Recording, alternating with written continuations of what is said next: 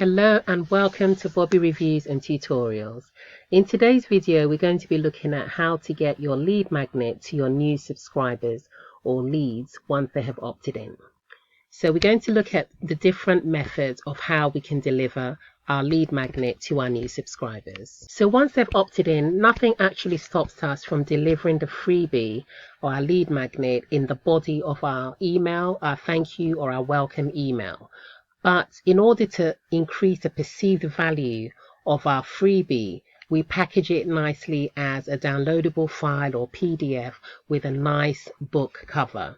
So we can design these book covers in somewhere like Canva. So if we go inside Canva, we can select some nice designs. Let's say we're doing an ebook. We choose an ebook cover. And we go ahead and build out our lead magnet in here.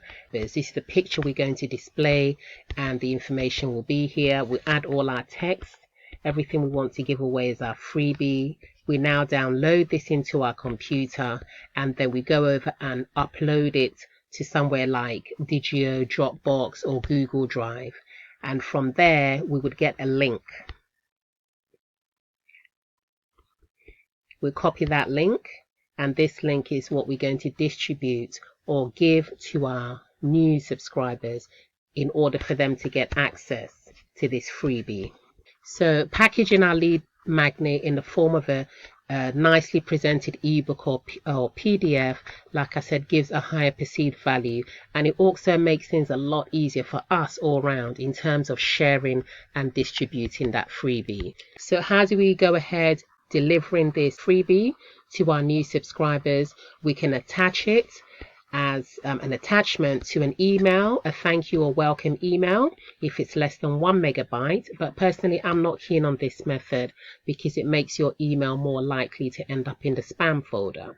Or we can host it like I just described on Google Drive. You just make a free account in Dropbox or Digioh, and you use the link that you get from these file sharing, file hosting facilities. You'd use that link and you put that link to the freebie in your thank you or confirmation success page. We also have the option, if you have a website, of hosting that page on your website. So we've been using Aweber for these tutorials. So once we have our link to our freebie, how we actually set this up inside Aweber, how we'd set this up is if you were using single opt-in, you would put that link inside your thank you page, which would come immediately after they've opted in. You put that link inside. Thank you for signing up. Here's the link to your freebie or your downloadable, your lead magnet. And that will be inside a single opt-in. Just a note here, if you have a free Aweber account, you'd have to upgrade in order to be able to use a single opt-in, as is set to double opt-in for this for the free account is set to double opt-in. So if you have the option and you want to use a single opt-in, you'd put that link inside your thank you page. Thank you for subscribing. Here's the link to your lead magnet. And if you're using a double opt-in, you'd come to list options. Make sure you're on the right list. Go to list options, list settings, and you come to confirmation message. So this is the message they'll get. So once they click on confirm my subscription in their email, they'll get immediately redirected to the confirmation success page. So that link that you've obtained from Digioh, Dropbox or Google Drive, wherever you're hosting your lead magnet, you take that URL, that link, and you place it in here, and that's where your new subscribers will get sent to get access to their new lead magnet.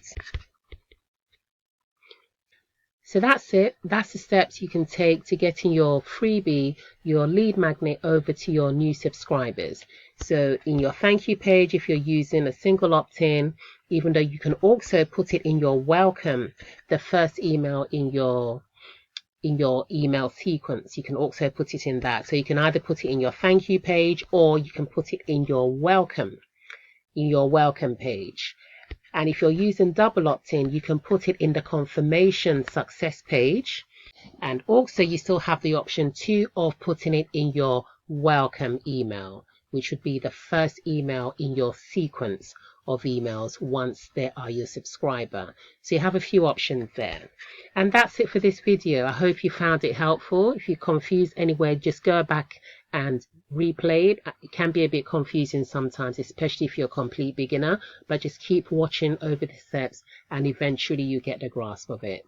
Hope you enjoyed this video. If you did enjoy it, please give me a like, do subscribe and hit the notification bell, and I look forward to seeing you in the next video. Thank you. Bye bye.